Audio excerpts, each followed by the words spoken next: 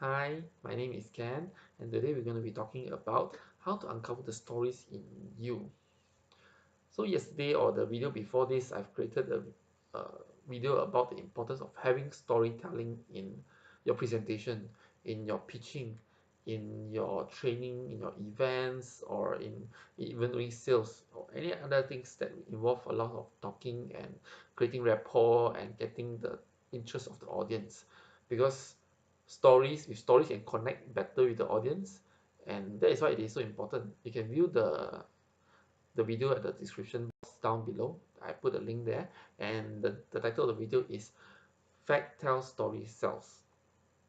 So you can watch down there, watch at the video below, and to see more why is it important to use storytelling.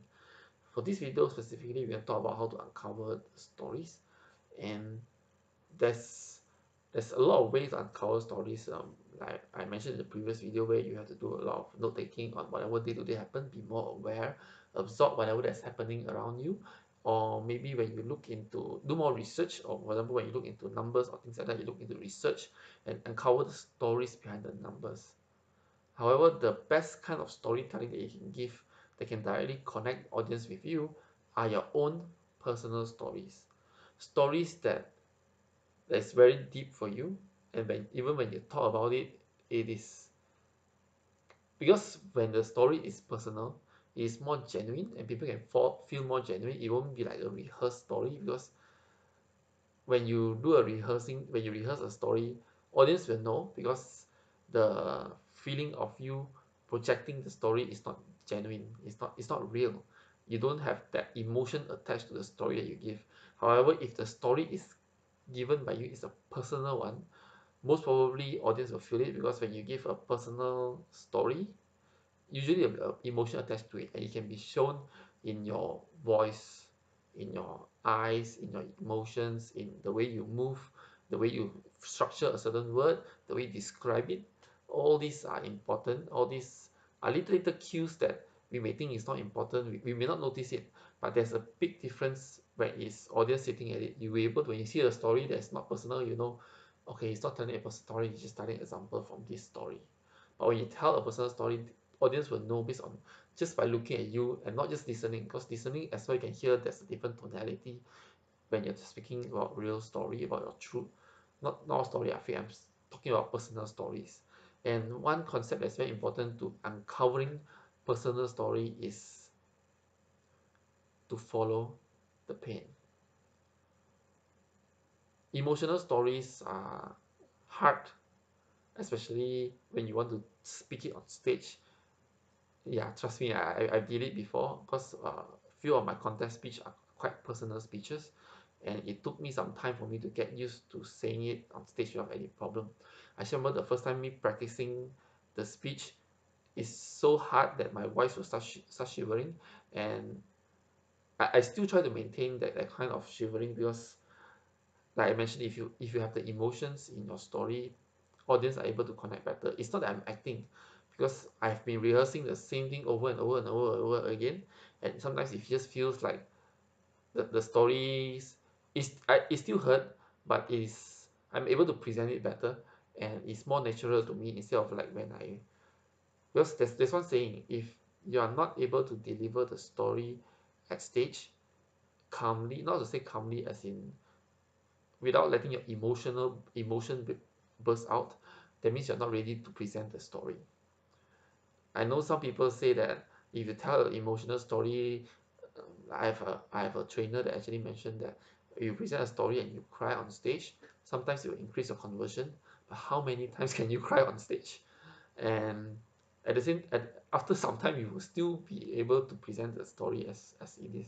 And also, sometimes when you let your emotions out too much on stage, what happens that it will not only detract people from the message or the sales that you're trying to give, but the message you're trying to give. But more often than not, stories are important to enforce whatever message that you have. However, if you let emotions to really take over, yes, people buy from emotions, but however, we sometimes there is a message in it, and people will just remember the emotions, not the story. Just like there's one Toastmasters meeting I went, where the speaker actually cried on the stage because he's talking about the grandmother and things like that. But all I could remember, I can't remember what's the exact message. Yeah, but I remember the emotion. I mean, that's how powerful emotions is. Mind you, I'm not saying it's a bad thing. It could be a good thing if that is your intention to let people remember you. People always remember you. You are the person that cried on stage, and people will feel connected to you. But however, you cannot keep doing this long run. You still need to have a proper plan to go through something that you can keep producing every time, day in and day out, or not, it's not scalable. And as I mentioned, one of the main important thing to do is to follow the pain. Look into the history of your life, go deep into it, and look into things that give you most pain, because pain will motivate you to do something. I went to this training course last weekend, and it teaches you about how to sell in stage, which I'm still learning. I still haven't done it yet, but it's good to know about it.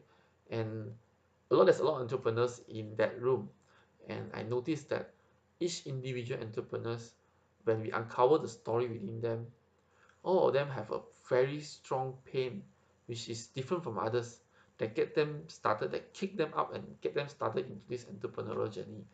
This means that sometimes uncovering the pain in you is not to say a bad thing, because the pain is the one that actually move you forward. And sometimes you just have to face the pain. In fact, in the class, there's someone that cried. Again, you see, emotion is so powerful, but you can only use it as much as 1 or 2 times. You cannot keep using it. And that's why you just have to use other ways to project your emotions and not just let it out on stage. And what happened was, it was so painful that she broke down, and all of us can connect to her. And I believe that this is the story that she will use next time in the pictures, minus of the emotions, because you lay it out already. This is important. And when you have the story about pain, people can feel it, because no matter how many times you say it, the pain is still there. It's like no matter how many times I train for my speeches, the pain of whatever happened to me is still there. And if I'm not able to keep my emotion in check, I will break down. Just that, yeah, I've been doing it many times, that's why I'm able to control my pain better. However, like I mentioned, when you have the pain, it's a story that people can connect to. It's painful to go back and to look back at the painful stuff that happened to you. However, it's necessary when you want to uncover stories that really impact people, stories that really get people connected to you as a person, and not just someone that just be at the stage, and there you are telling facts. People are not able to connect with you,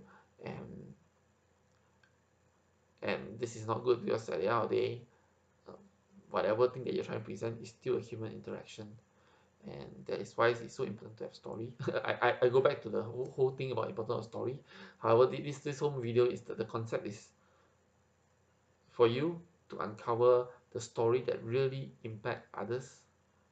Follow the pain. Look into your history and see which part of your life that give you the most pain.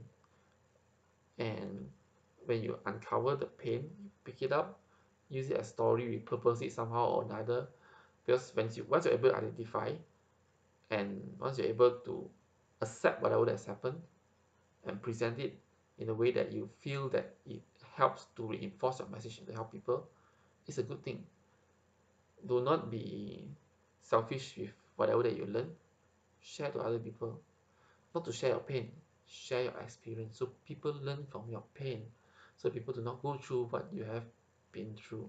So it's actually a noble thing to find your pain and to share out to other people, so that they are able to benefit as well. Well, I hope this video is helpful for you. Just remember this word: if you are unable to think of any story, follow the pain. Follow the pain. And if you like what I share, do like my video. And if you have any comments or anything you want to add on, just feel free to put comment in the comment section below, and subscribe to my channel so I can keep producing content like this, and hopefully it's able to help you too. So I see you in my next video. Bye bye.